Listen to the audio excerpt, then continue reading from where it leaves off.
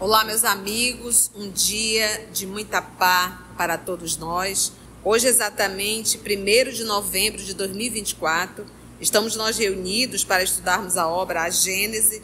Nós vamos iniciar um novo capítulo, finalizamos o capítulo 1 e hoje nós vamos iniciar o capítulo 2. Capítulo 1 nós falamos sobre o caráter da revelação espírita e agora nós vamos iniciar o capítulo 2, que nos trará o tema Deus. Nós iremos estudar a existência de Deus, a natureza divina, a providência e a visão de Deus. Vamos iniciar fazendo a nossa prece de gratidão. Vamos orar?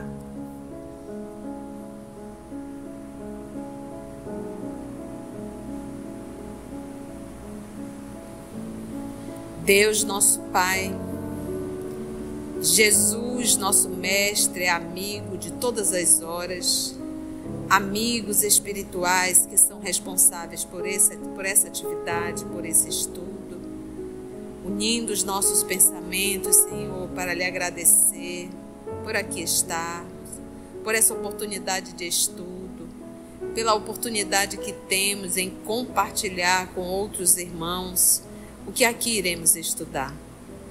Nós lhe agradecemos infinitamente, mas reconhecemos que não temos capacidades para aprofundar esse estudo.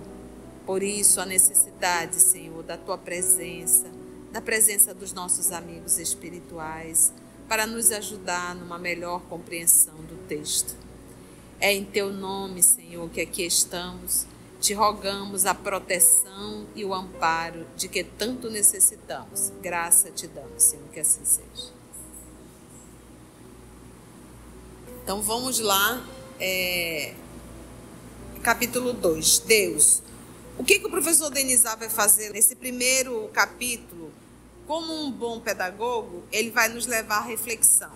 Então ele vai construir aqui uma linha de pensamento, fazendo uma comparação, uma analogia com o que temos na Terra e mostrando que pelo fato de avaliarmos nós sabemos o que o homem fez e o que o homem não fez. Então ele vai partir do princípio do que o homem fez. Uma vez avaliando o que o homem fez, nós temos a noção de quem o fez.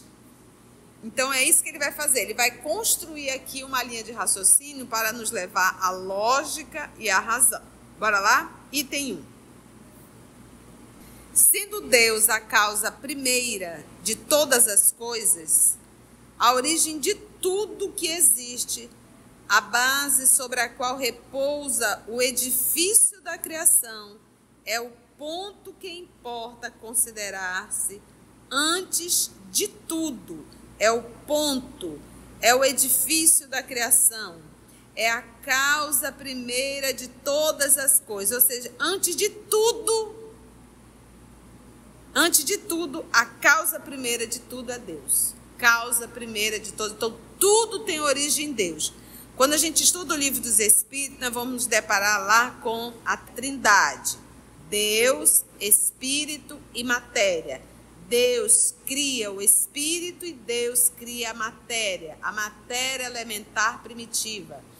Toda a matéria tem origem da matéria elementar primitiva, que nós vamos chamar de fluido também, né? A matéria elementar, e que o universo está encharcado dessa matéria. A gente respira essa matéria.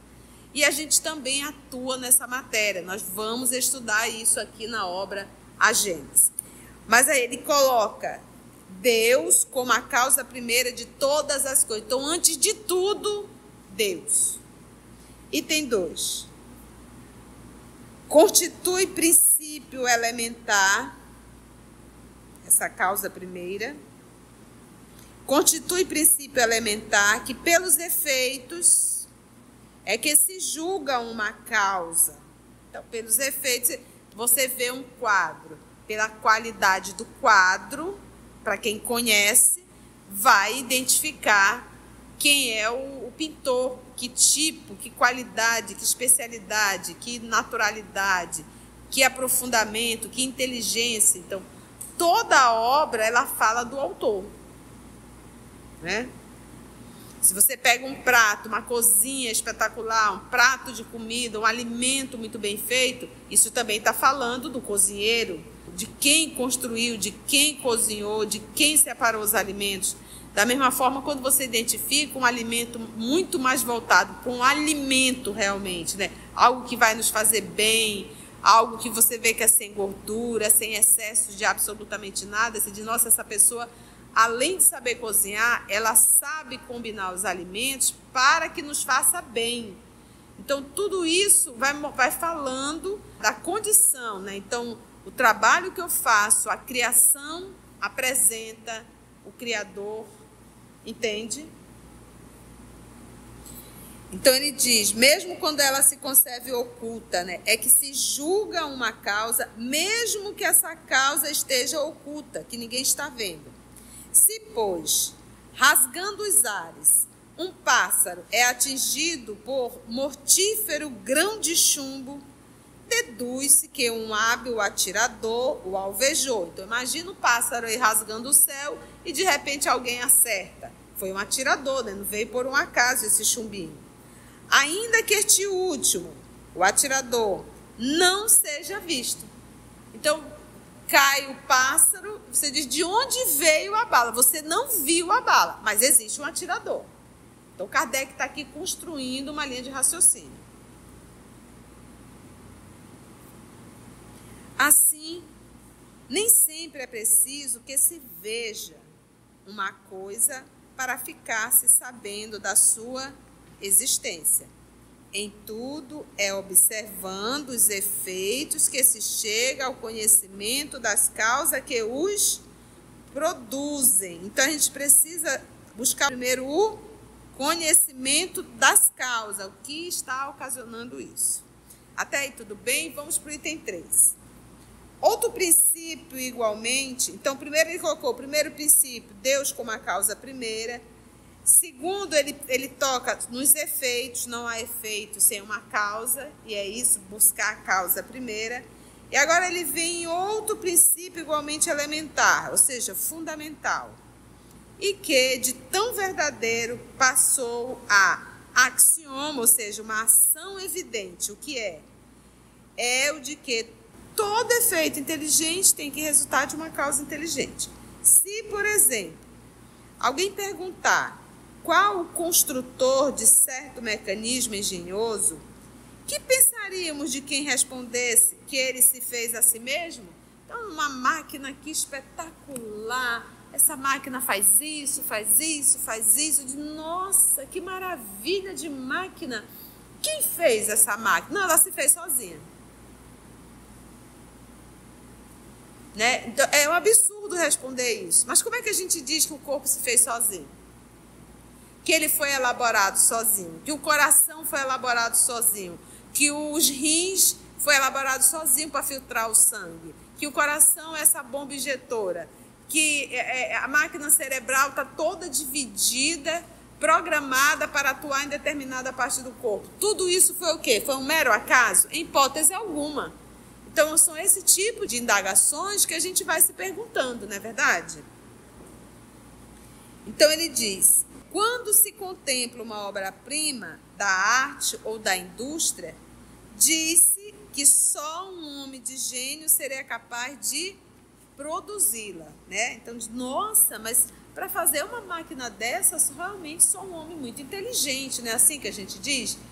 Por exemplo, o Elon Musk agora, quando a gente vê um foguete saindo e ele conseguir fazer o foguete estacionar, voltar, dar ré. O foguete fez sozinho isso, né? Então, um ser inteligente pesquisou, elaborou, fez um trabalho árduo para que pudesse fazer isso, não é verdade? Quando se contempla uma obra-prima da arte ou da indústria, disse que só um homem de gênio seria capaz de produzi-la, visto que só uma alta inteligência poderia concebê-la, né? Poderia criá-la. Reconhece-se, no entanto, que ela é obra do homem, porque não está acima da capacidade humana, né? Apesar de ser algo inusitado, mas está dentro ali da capacidade humana e ele o fez. A ninguém, porém, Acorrerá a ideia de dizer que saiu do cérebro de um deficiente mental ou de um ignorante, nem ainda menos que seja trabalho de um animal ou simples produto do acaso. Alguém vai dizer isso? Não. A primeira coisa que você olha, você diz que foi alguém muito inteligente que conseguiu elaborar. Não é uma pessoa com limitações mentais, não é um animal que fez aquilo, ou muito menos o acaso fez aquela máquina. Então, vamos construindo a nossa linha de pensamento. Em toda parte se reconhece a presença do homem pelas suas obras. A existência dos homens antediluvianos não se provaria unicamente por meio dos fósseis humanos, mas também, e com muita certeza, pela presença, nos terrenos daquela época, de objetos trabalhados pelos homens. O que era? Um fragmento de vaso, porque as escavações, né, ela conta a história do passado. Nós vamos estudar isso aqui, né? Então, quando a gente vê ali as camadas geológicas, são chamadas camadas porque cada uma vem contando a história de um período. E que, por exemplo, nós estamos formando uma camada geológica, nós estamos deixando a marca desse século, que vai sendo soterrado. Então, no processo da escavação, não se encontra só fósseis, se encontram objetos. E esses objetos falam exatamente do nível intelectual daquele grupo, daquele período. Por isso a importância das escavações, que elas contam a história da nossa humanidade terrena de forma antropológica, né? Então vamos lá.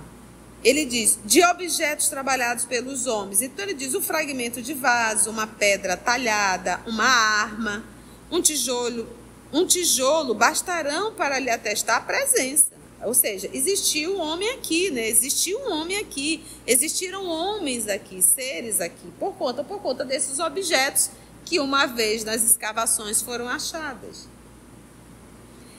Pela grosseria ou perfeição do trabalho, reconhecer-se-á o grau de inteligência ou de adiantamento dos que o executaram. Se, pois, achando-vos numa região habitada exclusivamente por selvagens, descobrides uma estátua digna de Fídias. Aí tem a nota 25, nota da editora. Fídias era um escultor grego do século V a.C., incumbido por Péricles de dirigir os trabalhos do Partenon, encarregou-se da decoração esculpida, tá? Então, era ali um grego, né? Um escultor grego. Muito bem. Não hesitareis em dizer que ela é obra de uma inteligência superior à dos selvagens, visto que estes seriam incapazes de fazer. Então, ainda, o que Kardec está fazendo? Construindo a lógica, a razão e o bom senso dentro da gente. Ele ainda não entrou no tema Deus, mas ele está falando que a gente reconhece o autor pelas suas obras. A gente reconhece um período e a existência do homem pelas escavações geológicas. Então, ele está construindo aqui uma linha de raciocínio para poder refutar mais na frente, tá? Pois bem, lançando o olhar em torno de si sobre as obras da natureza, observando a previdência, a sabedoria, a harmonia que preside a todas as coisas, reconhece-se não haver nenhuma que não ultrapasse os limites da mais talentosa inteligência humana. Ora, desde que o homem não as pode produzir, é que elas são produto de uma inteligência superior à humanidade, salvo se sustentarmos que existem efeitos sem causa. Então, existe algum efeito que não tenha uma causa? Não existe. Então, se eu tenho essa lógica, essa razão, todo efeito tem uma causa primeira e a gente precisa saber qual é essa causa. Aí ele vem para o item 6. A isto algumas pessoas opõem o seguinte raciocínio, né? Olha o raciocínio. As obras ditas da natureza são produzidas por forças materiais que atuam mecanicamente. Eu imagino uma força mecânica construindo um corpo na vida intrauterina. com uma sequência perfeita. E a genética? E o DNA? Essa química, esse cálculo, essa física que é o nosso organismo todo? Por que 9 meses? Por que 8 meses? Por que essa cronologia? Por que essa matemática? Né? Mecanicamente, em virtude das leis de atração e das leis de repulsão, as moléculas dos corpos inertes se agregam e desagregam sob o império dessas leis. As plantas nascem, brotam, crescem e se multiplicam sempre da mesma maneira, cada uma na sua espécie. Por efeito daquelas mesmas leis, cada indivíduo se assemelha ao de que ele lhe proveio. O crescimento, a floração, a frutificação, a coloração se acham subordinados a causas materiais, tais como o calor, a eletricidade, a luz, a umidade, etc. O mesmo se dá com os animais. Os astros se formam pela atração molecular e se movem perpetuamente em suas órbitas por efeito da gravitação. Sim, mas quem fez o efeito da gravitação? Se a gente pega um átomo, a gente vê um universo micro ali. Os elétrons, né? Orbitando. Essa regularidade mecânica, no emprego das forças naturais, não acusa de modo algum a ação de uma inteligência livre. O homem movimenta o braço quando quer e como quer.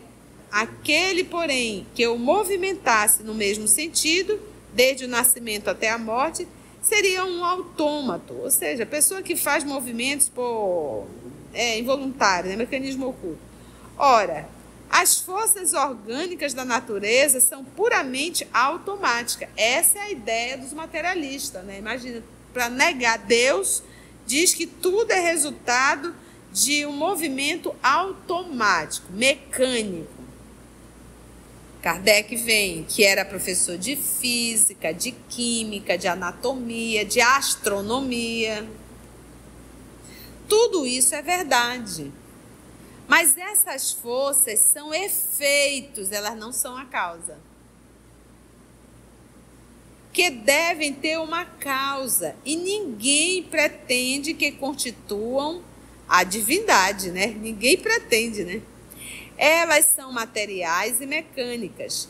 Não são por si mesmas inteligentes, o que também é verdade. Mas são postas em ação, são distribuídas, apropriadas às necessidades de cada coisa por uma inteligência que não é a dos homens.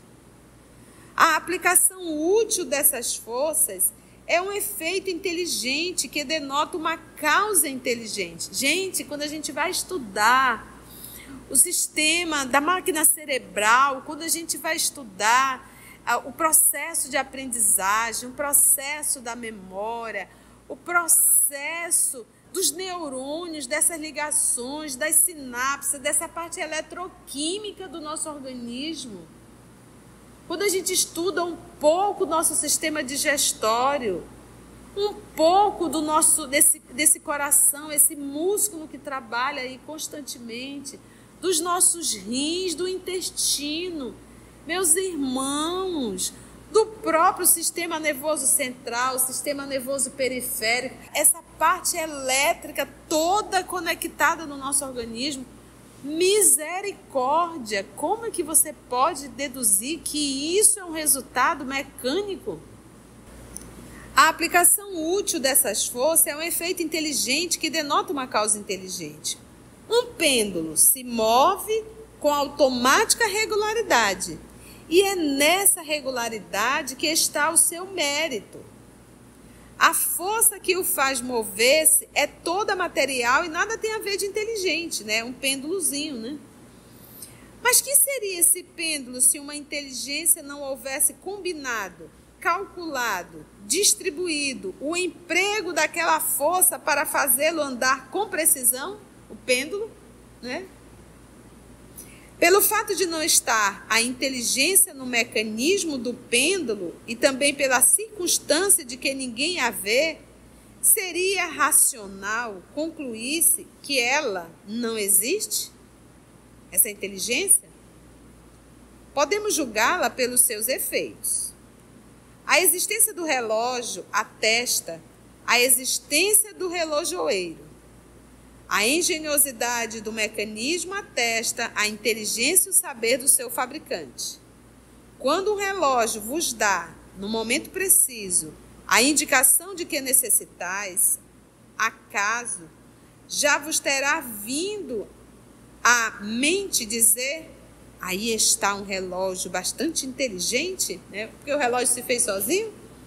Dá-se a mesma coisa com o mecanismo do universo. Deus não se mostra, mas se revela pelas suas obras. A existência de Deus é, pois, um fato comprovado não só pela revelação, como pela evidência material dos fatos. Os povos selvagens não tiveram nenhuma revelação. Entretanto, creem instintivamente na existência de um poder sobre-humano. Eles veem coisas que estão acima das possibilidades do homem e deduzem que essas coisas provêm de um ser superior à humanidade. Não demonstram raciocinar com mais lógica do que os que pretendem que tais coisas se fizeram a si mesmas, né? Então, olha a comparação que ele fez aí, colocando os pseudos intelectuais com os selvagens. Os selvagens admitem essa força superior que atua, e os pseudos inteligentes preferem acreditar que é resultado de algo mecânico. E aí vamos entrar agora na natureza divina. Item 8, falando dos atributos de Deus: soberanamente inteligência, eternidade, imutável, imaterial, onipotente, soberanamente justo e bom. Vamos nós? Não é dado ao homem sondar a natureza íntima de Deus. Para compreendê-lo, ainda nos falta um sentido próprio, e isso está bem claro lá no livro dos Espíritos, que nos falta o quê? Um sentido próprio. Não é coletivo, é próprio. Uma busca individual, um sentido próprio, que só se adquire por meio da completa depuração do Espírito. Então, enquanto nós não alcançarmos essa completa depuração do Espírito, que nós espíritas estamos nos depurando, nós não temos como compreender Deus, porque vai nos faltar esse sentido, e esse sentido é justamente a depuração do Espírito. Então, quando a gente fala assim, João Evangelista diz: Deus é amor, e tudo que Jesus nos ensina é amar. Então, uma das características de um espírito evoluído é a sua capacidade de amar. E quando o nosso João Evangelista diz Deus é amor, como a gente compreender se não sabemos, não sentimos ainda o amor em sua plenitude? Então, nós não podemos imaginar que Deus é um humano, que Deus é um ser limitado em um organismo. Até porque não é material. O próprio Espírito, ele é uma chama, uma centelha, lembra disso? Nós estamos revestidos em um corpo. E o próprio Espírito, quanto mais evoluído, maior a intensidade do seu brilho. A gente usa o termo chama, que é algo material, brilho, que é algo material, mas isso é para a gente fazer analogia, é o que os espíritos fazem. Vamos fazer uma analogia. É como se fosse uma chama, uma centelha, né? Um clarão. Essa chama, essa centelha tem cor? Tem. É. Por isso que Jesus diz: fazei brilhar a vossa luz.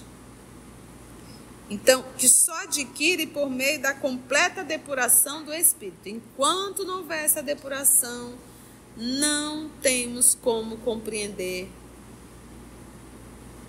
a Deus nosso Pai.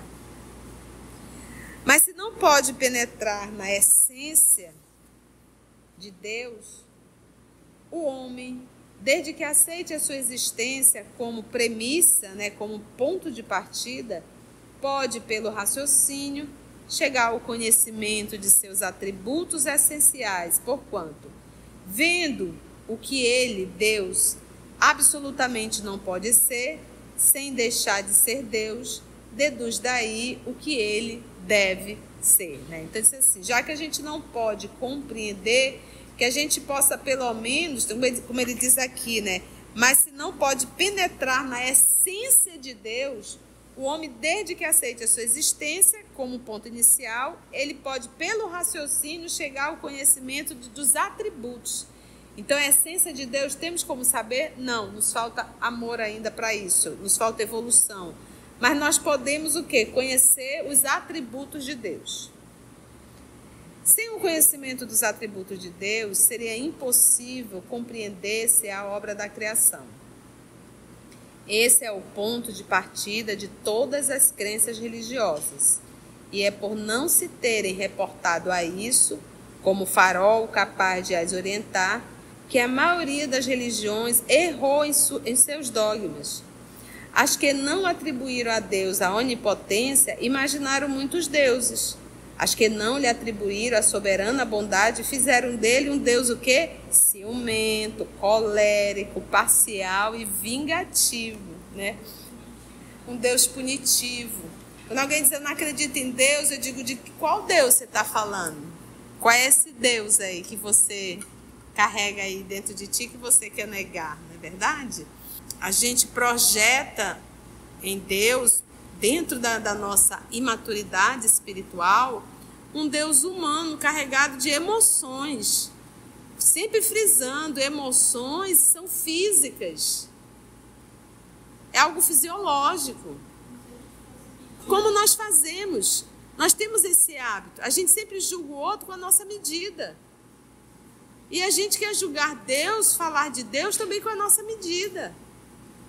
Se eu faço, eu acho que todo mundo faz. Se eu sinto, eu acho que todo mundo sente. Se eu vejo de um jeito, eu acho que todo mundo vai ver do mesmo jeito, né? Então, ainda essa imaturidade, essa infantilidade, e assim projetando Deus, né? Um Deus vingativo, um Deus com raiva, um Deus que pune. Mas isso também não quer dizer que ele vai anuir com tudo. Por isso ele construiu as leis. As leis naturais que regem o universo. Toda vez que nós desrespeitamos essas leis, nós sofremos as consequências das leis. Nós estamos também submetidos a uma lei de ação e reação. O ser imaturo, ele quer moldar as leis à sua ideia. Moldar Deus às suas ideias. E aí fica essa situação difícil e dolorosa da convivência, né?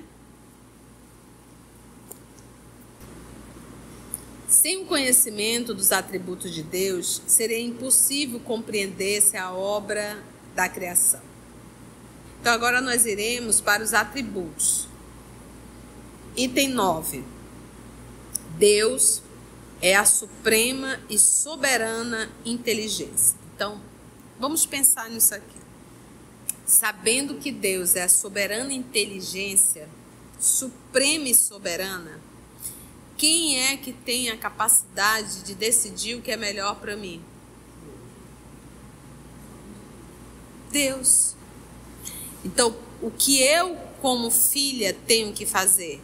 Daí a oração do nosso Senhor, quando nos ensinou: seja feita a tua vontade, assim na terra, como no mundo espiritual, como no céu. Então, se nós temos consciência desse atributo, a nossa oração será sempre de gratidão e sempre dizendo: seja feita a tua vontade, assim na terra como no céu. Seja feita a tua... O Senhor sabe, por mais que eu não queira, Senhor, isso é o melhor para mim. Porque Deus, nosso Pai, não avalia a nossa personalidade transitória. Ele está avaliando a evolução do Espírito. Então, quando a gente pega esse atributo, vamos pensar nisso. A inteligência do homem é limitada. visto que não pode fazer nem compreender tudo o que existe. A de Deus, abrangendo o infinito, tem que ser infinita. Se a supuséssemos limitada num ponto qualquer, poderíamos conceber outro ser mais inteligente, capaz de compreender e fazer o que o primeiro não faria, e assim por diante, até o infinito. Então, Deus é a soberana inteligência, né? Abrangendo aí, gente, o infinito. E se a inteligência de Deus fosse limitada, não era Deus, né? Deus é eterno, outro atributo. Vamos lá, o que a gente diz por eterno? Por exemplo, a gente tem que dizer assim, o Espírito ele é imortal, mas ele não é eterno. Porque o conceito de eterno é que não teve começo, por isso que o atributo de Deus é eterno. Entendeu? Então eu digo o Espírito imortal, que ele teve começo, mas ele não terá fim. Deus é eterno por quê? Porque não teve começo. Então o atributo de eterno, só a Deus. Então às vezes a gente fala eterno, mas a gente não tem o conhecimento da etimologia da palavra. Então eterno é o que não teve começo e não terá fim. Deus é eterno, isto é, está aqui, ó, não teve começo e não terá fim. Então, eterno só Deus. Se tivesse tido começo, é porque teria saído do nada. É porque não existia nada, ele é o princípio de tudo e o nada o criou. Então, ele existe antes de tudo. Ele existe. A gente diz ele por falta de palavra, mas não é ele, não é ela. Ele e ela é uma condição humana. Ele e ela é uma condição fisiológica. Chamamos Deus. E ainda assim, Deus não é um nome. Ora, como nada não existe, não pode gerar coisa alguma. Ou, então, teria sido criado por outro ser anterior. E, nesse caso, este ser que seria Deus. Se lhe supuséssemos um começo e um fim, poderíamos conceber uma entidade existente antes dele e capaz de lhe sobreviver e assim por diante até o infinito. Então, soberanamente inteligente, suprema e soberana inteligência, eterno, e agora vamos para o ele é imutável. Deus é imutável. Se tivesse sujeito a mudanças, as leis que regem o universo não teriam nenhuma estabilidade. Porque ele estaria sobre mudança e as leis também estariam mudando, né? E, por exemplo, vamos pegar as leis humanas, elas são imutáveis? Imutáveis as leis humanas? As leis civis? Não. Tanto é que o que pode numa época, em outra não pode. Porque à medida que o homem vai evoluindo, ele vai aperfeiçoando suas leis, né? Se a gente lê a nossa Constituição, a gente chora, que é a coisa mais linda do mundo a nossa Constituição. Só isso. Por isso que a gente chora. Porque na realidade não é assim. Se nós formos verificar as regras do Sistema Único de Saúde, é a coisa mais linda do mundo, é coisa de céu. Também só no papel, que na realidade não é assim.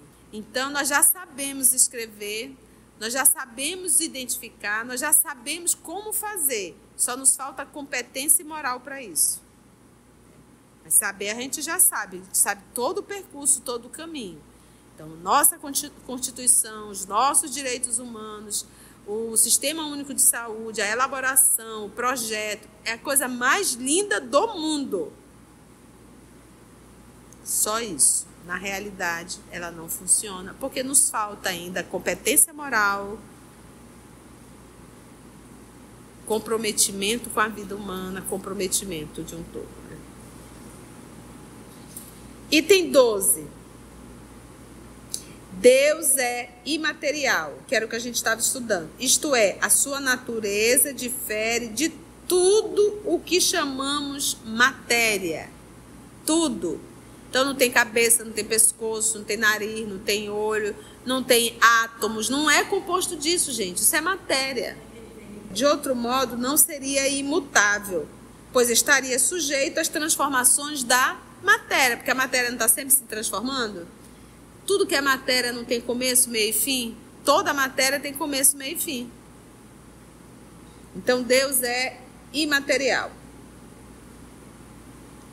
Deus não tem forma apreciável pelos nossos sentidos, sem o que seria matéria.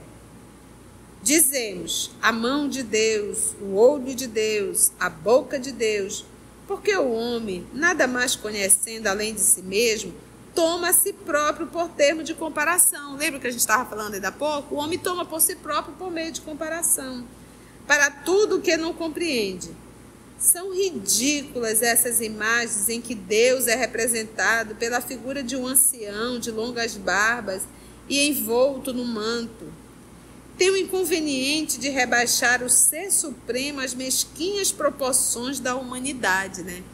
Cabeça, ombro, perna, braço, né? Daí, ali emprestarem as paixões humanas. Nossa, Deus está irado, a mão de Deus pesa, né? E dele fizeram um Deus colérico e ciumento. Não vai mais que um passo. Porque os ciúmes, quando a gente pega o conceito, também está envolto na vaidade, na inveja. Imagina Deus. Deus é onipotente, isso é outro atributo. Se não possuísse o poder supremo, poder-se-ia conceber um ser mais poderoso e assim por diante, até chegar ao ser cujo poder não fosse ultrapassado por nenhum outro. Esse então é que seria Deus. Então Deus é o quê? Onipotente. O que quer dizer essa onipotência? Poder supremo. Por isso, lá no livro Há 2000 anos, quando o soldado conversa com Jesus e diz que os judeus são fanáticos, né? Naquela época, né? Eles eram fanáticos e que ele poderia pedir para ser julgado em Roma por César. E aí Jesus disse, se eu quisesse, eu pediria a meu pai, ele enviaria uma legião de anjos e iria pulverizar toda Jerusalém. Se eu quisesse, ele diz, eu pediria a meu pai. Mas o que o meu pai quer é que eu me entregue aos judeus. E assim foi feito, ele se entregou. Então, tendo a consciência que a lição não era para ganhar aquele momento, para ele sair vitorioso em absoluto. A lição maior era a conquista das almas. Se hoje nós estamos aqui estudando Jesus, foi porque aconteceu daquela forma. O amor não é algo que se toma, o amor é uma conquista. E nós estamos falando de amor, nós não estamos falando de vitória parcial.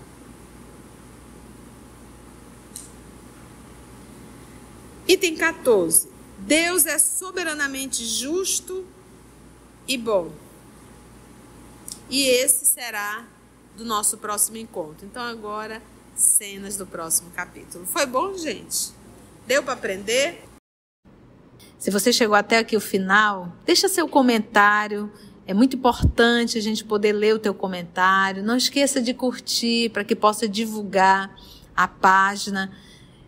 Dá o seu like, né? E, se possível, faça a sua inscrição no nosso canal e toca o sininho. Porque quando você toca o sininho, o YouTube avisa para você quando o EOS publicar um novo estudo. Então, receba um grande abraço da família EOS Manaus. Antes de orarmos em agradecimento, vamos ouvir algumas considerações da tia que destacamos neste estudo para a reflexão dos ensinamentos. Vamos aos destaques da tia?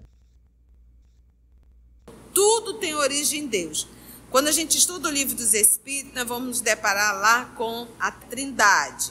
Deus, Espírito e matéria.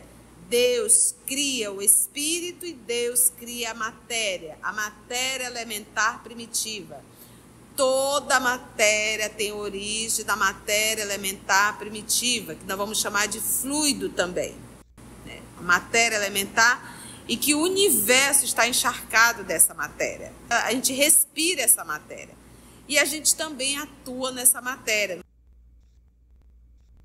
Em tudo é observando os efeitos que se chega ao conhecimento das causas que os produzem. Então a gente precisa buscar primeiro o conhecimento das causas, o que está ocasionando isso.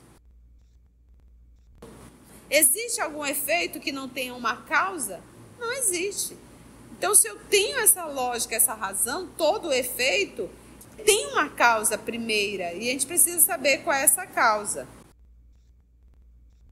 Essa é a ideia dos materialistas, né? Imagina, para negar Deus, diz que tudo é resultado de um movimento automático, mecânico. Deus não se mostra, mas se revela pelas suas obras.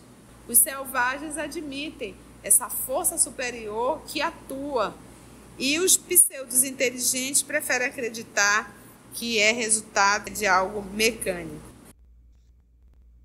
Atributos de Deus: soberanamente inteligência, eternidade, imutável, imaterial, onipotente, soberanamente justo e bom.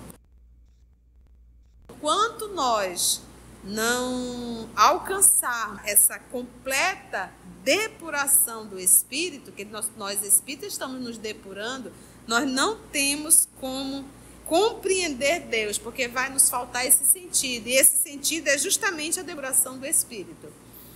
Então, quando a gente fala assim, João Evangelista diz, Deus é amor, e tudo que Jesus nos ensina é amar. Então, uma das características de um espírito evoluído é a sua capacidade de amar. E quando o nosso João Evangelista diz Deus é amor, como a gente compreender se não sabemos, não sentimos ainda o amor em sua plenitude? Então, nós não podemos imaginar que Deus é um humano, que Deus é um ser limitado em um organismo. O próprio espírito, ele é uma chama, uma centelha, lembra disso? Nós estamos revestidos em um corpo. E o próprio espírito, quanto mais evoluído, maior a intensidade do seu brilho. A gente usa o termo chama, que é algo material, brilho, que é algo material, mas isso é para a gente fazer analogia. Por isso que Jesus diz, fazei brilhar a vossa luz. Quando alguém diz, eu não acredito em Deus, eu digo, de qual Deus você está falando? Qual é esse Deus aí que você carrega aí dentro de ti que você quer negar, não é verdade? A gente projeta em Deus, dentro da nossa imaturidade espiritual, um Deus humano carregado de emoções, sempre frisando, emoções são físicas, é algo fisiológico. Como nós fazemos? Nós temos esse hábito, a gente sempre julga o outro com a nossa medida. E a gente quer julgar Deus, falar de Deus também com a nossa medida. Se eu faço, eu acho que todo mundo faz. Se eu sinto, eu acho que todo mundo sente. Se eu vejo de um jeito, eu acho que todo mundo vai ver do mesmo jeito, né? Então ainda essa imaturidade, essa infantilidade, e assim projetando Deus, né? Um Deus vingativo, um Deus com raiva, um Deus que pune.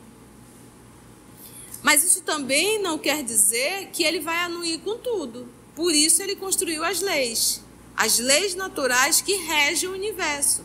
Toda vez que nós desrespeitamos essas leis, nós sofremos as consequências das leis. Nós estamos também submetidos a uma lei de ação e reação.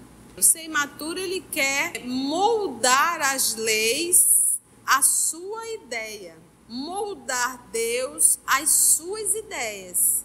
E aí fica essa situação difícil e dolorosa da convivência, né? Sabendo que Deus é a soberana inteligência, suprema e soberana, quem é que tem a capacidade de decidir o que é melhor para mim? Deus. Então, o que eu, como filha, tenho que fazer? Daí a oração do nosso Senhor, quando nos ensinou, seja feita a tua vontade, assim na terra, como no mundo espiritual, como no céu. Então, se nós temos consciência desse atributo, a nossa oração será sempre de gratidão e sempre dizendo, seja feita a tua vontade, assim na terra como no céu. Seja feita a tua... O Senhor sabe, por mais que eu não queira, Senhor, isso, é o melhor para mim. Porque Deus, nosso Pai, não avalia a nossa personalidade transitória. Ele está avaliando a evolução do Espírito. Deus é a soberana inteligência, né? Abrangendo aí, gente, o infinito. O Espírito, ele é imortal, mas ele não é eterno. Porque o conceito de eterno é que não teve começo. Por isso que o atributo de Deus é eterno. Assim, concluindo o nosso estudo de hoje e agradecendo o nosso Mestre Jesus por mais este momento de aprendizado, vamos orar? Assim, nós agradecemos a Deus por mais uma oportunidade que nos foi dada de estudo e reflexão, ao nosso Mestre Jesus, aos nossos amigos espirituais aqui presentes, por mais uma oportunidade que temos sempre de estudar as obras espíritas.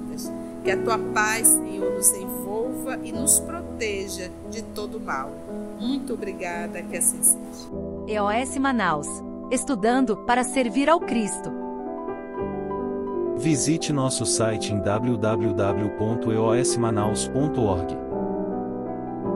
No YouTube, procure o canal EOS Manaus. Participe do nosso grupo no Facebook. No Instagram somos @EOS Manaus. Escute e estude na Rádio Manaus de Estudos Espíritas. Estamos também em diversas plataformas de áudio.